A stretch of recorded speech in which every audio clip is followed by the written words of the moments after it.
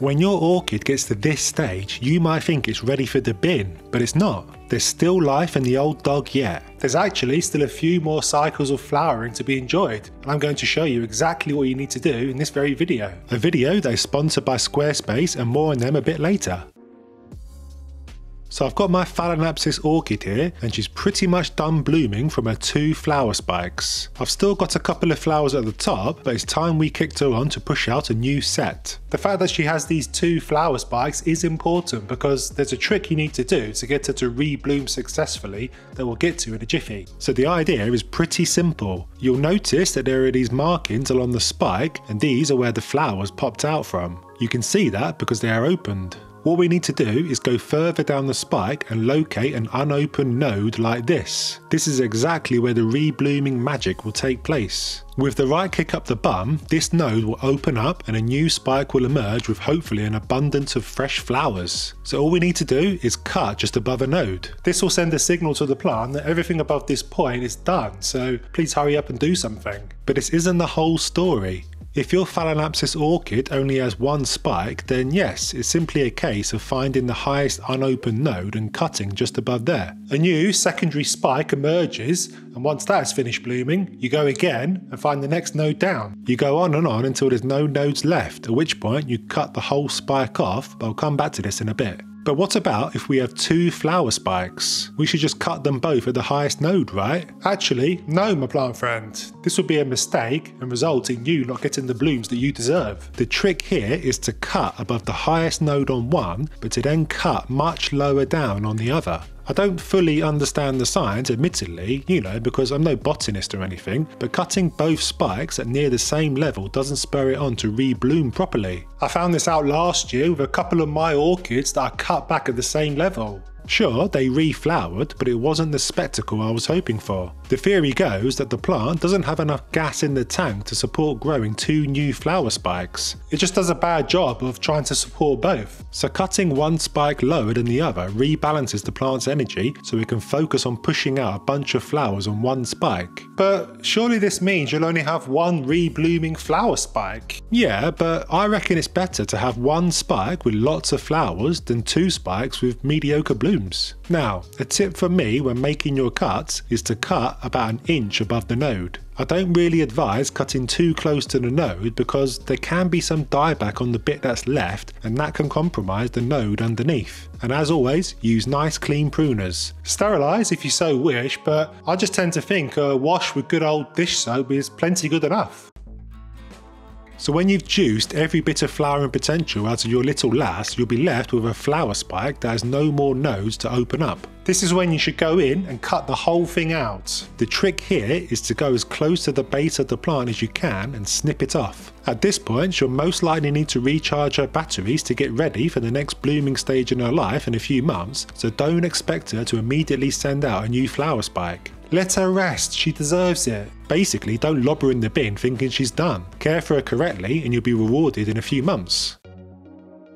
When all is said and done, she'll look like this. A few leaves and a set of straggly roots. Not a beautiful masterpiece, sure, but well worth sticking with. We now need to take care of both her leaves and her roots, and there's a few things we need to get right to set her up properly for the new round of flowers. Sorting out these roots now, after she's finished flowering, is the perfect time. You will almost definitely have crispy roots like this on yours that need sorting, plus the medium she is living in can probably do with a refresh, so get her nappy off and get her bare bum out. The great thing about orchid roots is that they're nice and chunky, so the untangling is nice and easy. Plus, yours should be living in bark or some kind of moss, so getting the old material out should be fairly straightforward. Once you've got the roots untangled and the old medium out of the way, cut out any roots that look dry and grey like this. This is not hurting the plant in any way, it's actually doing it a massive favour. Dead roots like these are just going to rot and end up causing problems for the plant further down the road. Now that the orchid is finished blooming, we want her to focus on growing new roots and new leaves,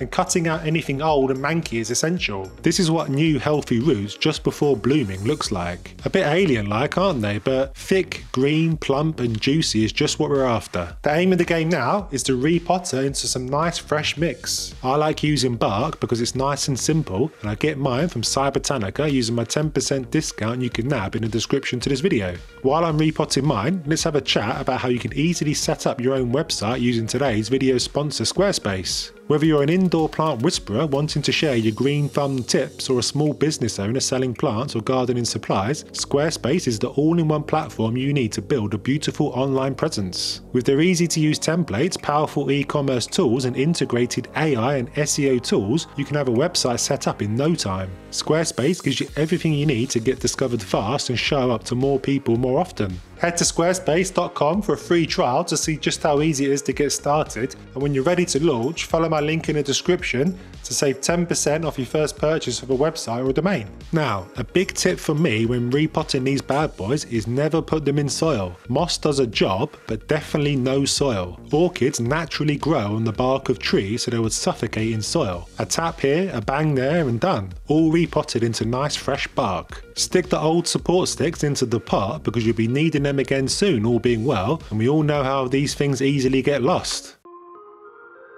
Now that she's in her new home, we need to get the watering bang on. And to be honest, watering an orchid is one of the easiest jobs in the houseplant world. It's just a case of wetting the bark she lives in every week or so and making sure she's not sat in a puddle in her pot. They really don't like having wet feet for long, it'll rot the roots. I simply water mine over the sink, pouring a bunch of water over the root ball, letting it drain fully and then putting her back in her home. Wait too long and the roots go crispy grey, die off and stop providing life support to the plant. The common advice is to not let the leaves get wet in the process, but because I have 10 thumbs, I find it hard to avoid this, but I've not had any issues so far. If there is water pooling in the centre, then you can always get some kitchen towel to soak it up.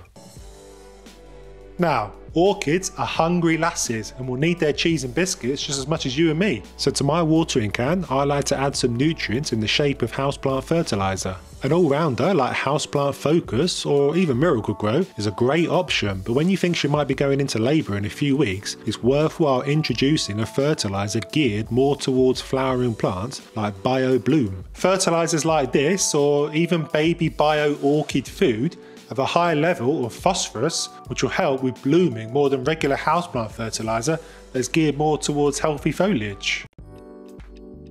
So that's the roots more or less taken care of. The next part is looking after the leaves. After your orchid is done blooming, she'll want to push out a fresh set of leaves to make the most of the sun, and we need to make her comfortable enough to do this. The more success she has at pushing out new healthy leaves, the healthier she'll be overall, and the more likely she'll reward you with plentiful blooms in a few weeks. So pop her in a spot that gets a good view of the sky. That's it. That's what all indoor plants want, a good view of the blue stuff. A little indirect sun is probably okay, but I'd avoid summertime mid-afternoon sun hitting the leaves. Those leaves will crisp up in yellow in no time. Early morning and evening sun is just a ticket for me, but have a play in your climate and keep a beady eye on the leaves.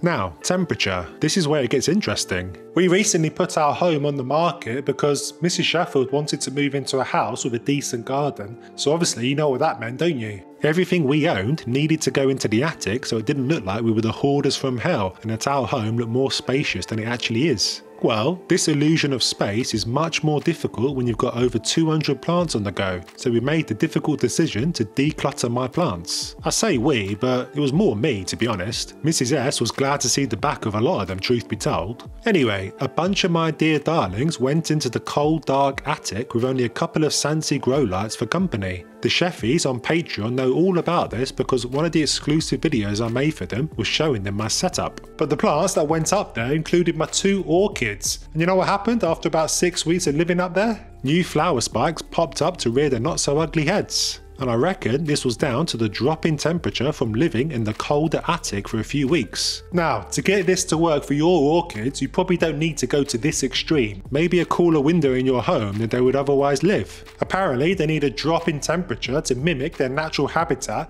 where they tend to flower in the cooler, rainier season.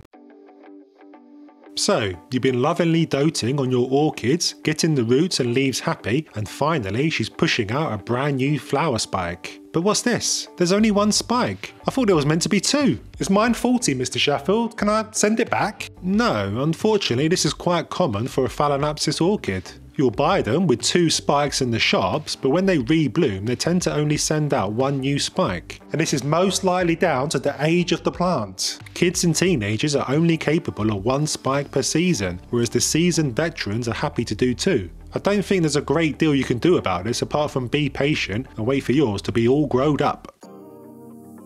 Once that new flower spike does show itself, you'll want to clip it to that stake you saved from last year. An orchid looks best loud and proud and not grovelling on the floor. Now I mentioned fertilisers earlier and how Houseplant Focus and Miracle Grow will be fine in its recuperation stage, and when I mention Miracle Grow, I hope you didn't spit your teeth into your coffee. Miracle Grow is often misunderstood as the evil synthetic feed that is no good for any plant, when in fact this isn't really true. In fact, your plant will most likely respond much quicker to Miracle Grow than pretty much all organic feeds out there.